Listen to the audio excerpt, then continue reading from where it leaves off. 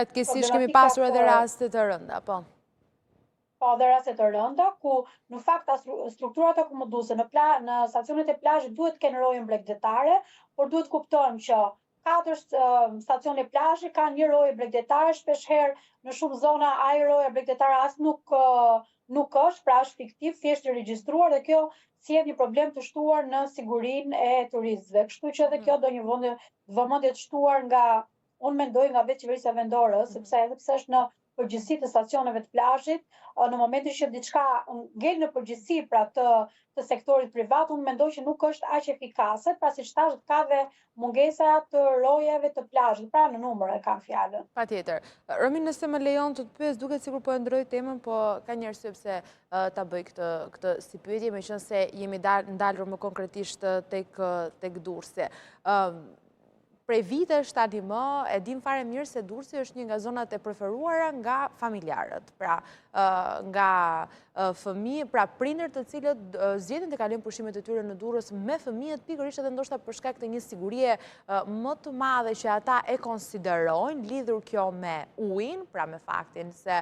do duhet të kalosh një gjatësi, po themi derisa të arrish në thellësi, që është një problem për prindrit, ata që na dëgjojnë e din fare mirë se për çfarë po flasim, apo edhe për shkak se është një plazh ranor që siguron gjithashtu një tjetër efikasitet, po themi kur flasim për fëmijët. Megjithatë janë të përzierë së bashku sepse Durrësi gjatë sezonit turistike dhe jetën e natës e ka të zhvilluar në kuptimin që është i përshtatshëm edhe për të rinj. Po sa e vështirë është për prindrit me fëmijë kur mendojnë për pushime, qoftë edhe për të zgjedhur vendin ku ata do të pushojnë, apo qoftë edhe atë se çfarë ofrohet në vetvete për ta. Unë mendoj që patjetër që e gjithë vija bregdetare e Adriatikut ofron më tepër siguri për sa i përket pra le të themi që është një plazh për fëmijë i përshtatshëm, pasi ka le të themi nis nga pra nuk kemi direkt si në jug nga cektira e ujit fillimisht. Por përsëri unë mendoj që edhe pse është i tillë do duhet patjetër një vëmendje shtuar nga vetë prindrit, se kemi parë në zonën e Durrësit që ka pas humbje fëmijësh, ku më pas janë raportuar në drejtorinë e policisë ose janë raportuar dhe në le të themi në portale ku më pas janë gjetur, kështu që nuk ka